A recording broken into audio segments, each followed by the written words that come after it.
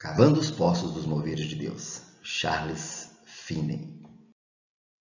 Disse-se acerca de Charles Finney que, depois de ele pregar em Gouverneur, no estado de New York, não houve baile nem representação no teatro na cidade durante 6 anos.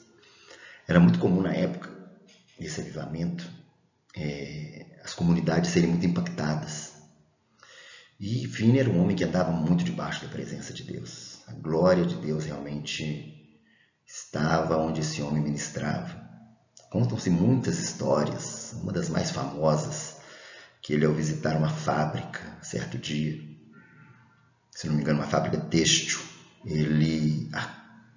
as pessoas ali pararam de trabalhar.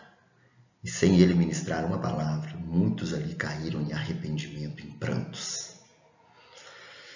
Então, Finney sempre foi um homem muito usado por Deus, em diversas áreas, principalmente em trazer, em realmente ser alguém que Deus usava.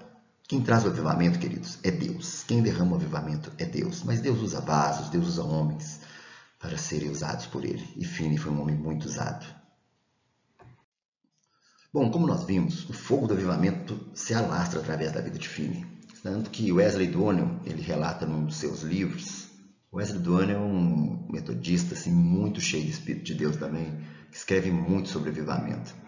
Ele diz que uma vez um cético que tinha uma grande escola ali, se não me engano, em Rochester, muitos estudantes da escola dele foram nas pregações de Finney e foram muito impactados e convencidos do poder, da necessidade de Cristo. E esse homem, ele encontrou assim, muitos alunos dele, assim, tanto na escola como em outros lugares, ele encontrava alunos dele quebrantados, chorando por causa de seus pecados. Ele ficou tão impactado que ele mandou chamar Finney. E para quê? Para Finney falar na escola dele, né? Porque ele achou aquilo, gente, então esse homem está trazendo tanto impacto. Eu vejo pessoas aqui na escola, alunos fora da escola chorando, sendo transformados.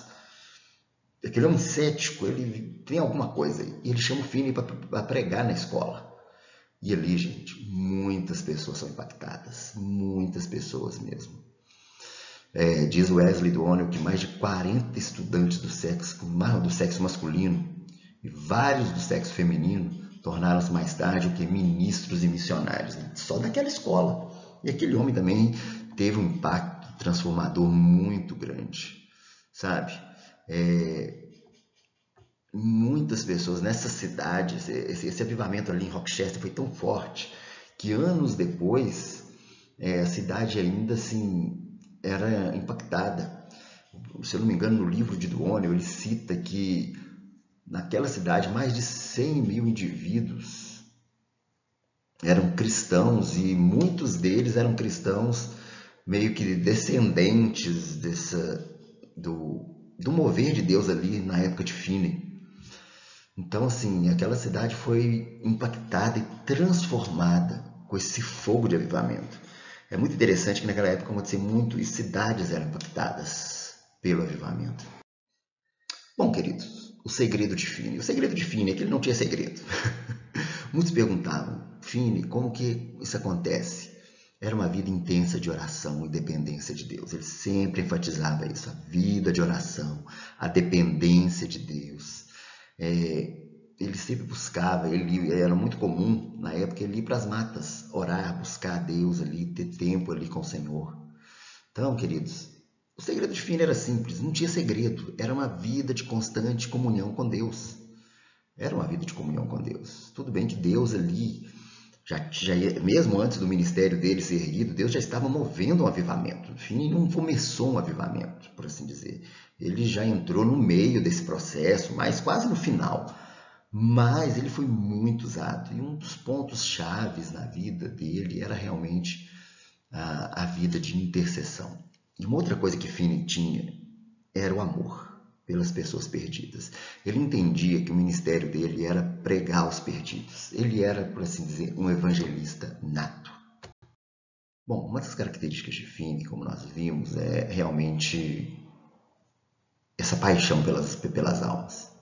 E ele, quando pregava, gente, ele pregava assim de uma forma muito intensa, por assim dizer, a mensagem assim, imediata do Evangelho. Ele sempre proclamava: agora é o dia da salvação. Sabe, ele expunha o peso da necessidade de a entrega da vida a Jesus, de se submeter a Cristo, da questão do pecado na vida do homem, da questão de Satanás ter o domínio sobre o homem que não tem Jesus. Finney via que muitas igrejas na época atenuavam muito essa questão. A gravidade do pecador, a gravidade do inferno, as igrejas amenizavam demais. Então, assim, muitos esperavam para melhorar, daqui a alguns anos eu vou entregar minha vida para Jesus, mas Finney, ele sempre procurava esclarecer: você deve entregar agora. Ele era, por assim dizer, extremamente, isso no ponto positivo, tá? Imediatista. Entregue a vida para Jesus hoje. Ele tinha esse peso pelas vidas assim de forma muito, muito intensa. Muitas pessoas falavam: será que Cristo vai aceitar o meu arrependimento? E ele sempre colocava: sim, ele vai aceitar. E ele colocava para as pessoas o quê? Na pregação dele, sempre as consequências do pecado, para ela que tenha convicção de que ela precisa de quê? De salvação.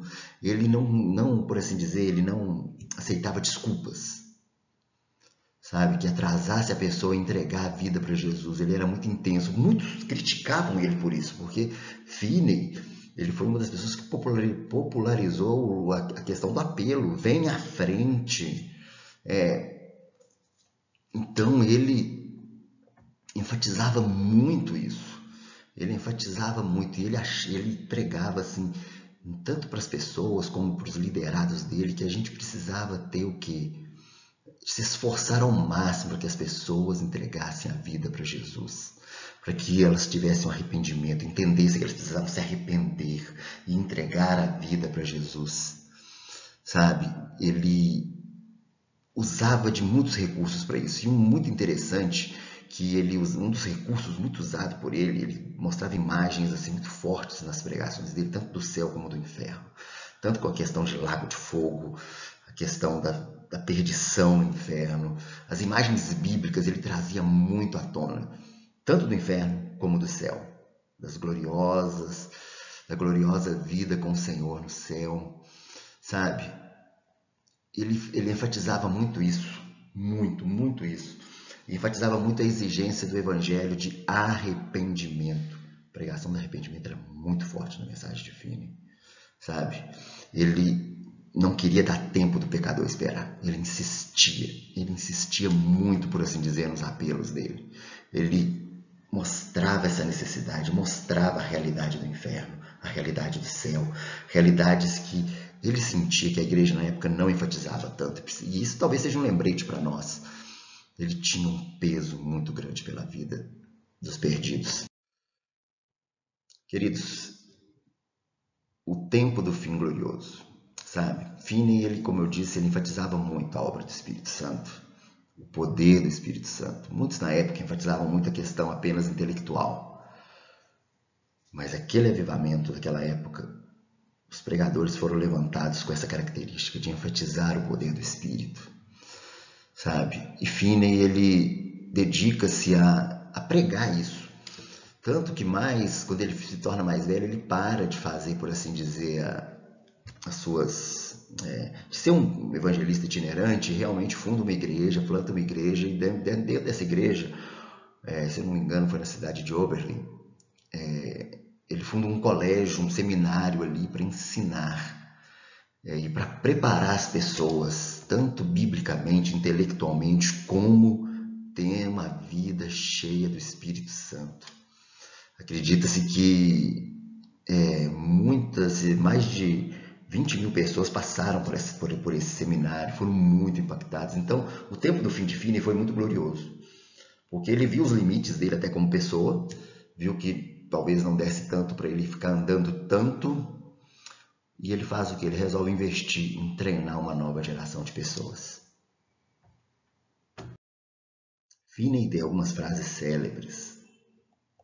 Sem muita oração e lágrimas não há avivamento. Ele enfatizava muito isso, falava muito sobre isso. Ele dizia que todos os ministros devem ser ministros de avivamento. E toda pregação deve ser pregação de avivamento.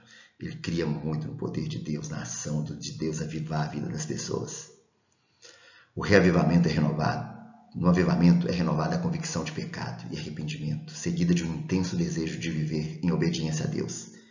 É a entrega da vontade a Ele em profunda humildade. Ele via que o reavivamento trazia para o cristão um renovo nessa convicção da questão do pecado e trazia para ele o arrependimento, um desejo de viver e obedecer a Deus. Muito.